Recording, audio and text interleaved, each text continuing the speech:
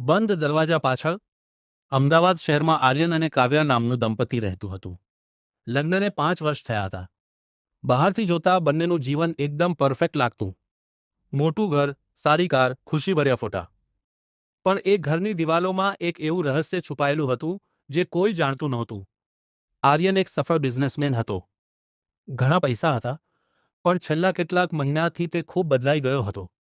રાત્રે મોડે ઘરે આવવું, મોબાઈલ છુપાવીને વાત કરવી અને વારંવાર એક જ વાત કહેવી: કાવ્યા, મારા કામમાં દખલ ના કર. કાવ્યાને કંઈ ગડબડ લાગતી હતી. એક રાત્રે લગભગ 2 વાગ્યે આર્યનના ફોન પર મેસેજ આવ્યો. સ્ક્રીન પર ફક્ત એટલું લખેલું હતું: ગ્રેટર દેન, આ વખતે પણ તું બચી નહીં શકે. કાવ્યાના હાથ કંપી ગયા. તેને લાગ્યું કદાચ આર્યન કોઈ ખતરનાક કામમાં ફસાયો છે. બીજા દિવસે આર્યન બાથરૂમમાં હતો ત્યારે કાવ્યાએ તેનો ફોન ખોલવાનો પ્રયત્ન કર્યો, પણ ફોનમાં નવો પાસવર્ડ હતો. કાવ્યા હવે ડરી ગઈ હતી. તે રાત્રે આર્યન ફરી મોડો આવ્યો. તેના શર્ટ પર લોહીના નાના ડાઘ હતા. આ શું છે? કાવ્યાએ ગભરાઈને પૂછ્યું. આર્યન ગુસ્સે થઈ ગયો. મને પ્રશ્નો પૂછવાનું બંધ કર. એ પહેલીવાર હતું જ્યારે આર્યને કાવ્યા પર હાથ ઊંચક્યો. કાવ્યાની આંખોમાં આંસુ આવી ગયા, પણ એ આંસુ પાછળ હવે ડર કરતાં વધારે શંકા હતી. બીજા દિવસે આર્યન ઓફિસ ગયો પછી કાવ્યા તેના સ્ટડી રૂમમાં ગઈ. ડ્રોઅરમાંથી તેને એક જૂની ડાયરી મળી. ડાયરીમાં ઘણા નામ લખેલા હતા અને દરેક નામ સામે તારીખ. છેલ્લા પેજ પર લખેલું હતું: ગ્રેટર દેન, છેલ્લું નામ કાવ્યા. કાવ્યાના પગ નીચેથી જમીન સરકી ગઈ.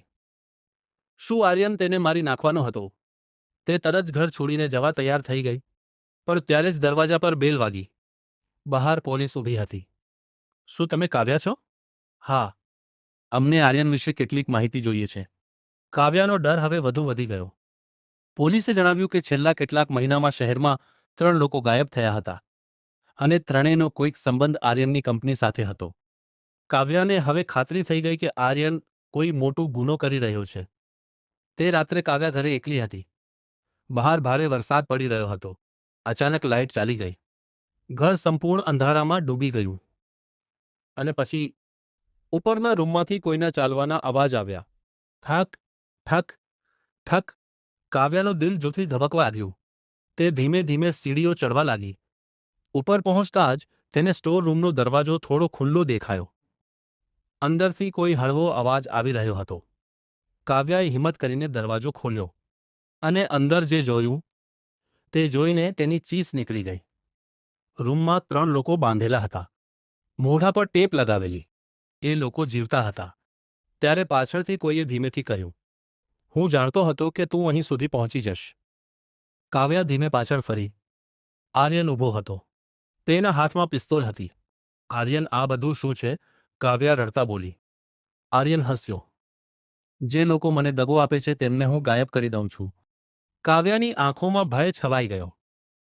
અને હવે તું પણ બહુ બધું જાણી ગઈ છે. આર્યન ધીમે ધીમે તેની તરફ આગળ વધ્યો. કાવ્યા પાછળ ખસતી ગઈ. અચાનક નીચેમાંથી પોલીસનો અવાજ આવ્યો. આર્યન, પોલીસ, ગન નીચે મૂકી દે.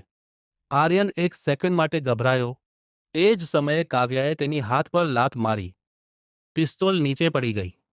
આર્યન ભાગવાનો પ્રયત્ન કરવા લાગ્યો, પણ વરસાદને કારણે ટેરેસ પરથી તેનો પગ લપસ્યો અને તે સીધો નીચે પડી ગયો.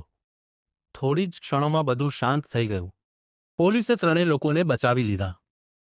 અને કાવ્યા, તે લાંબા સમય સુધી કોઈ પર વિશ્વાસ કરી શકી નહીં.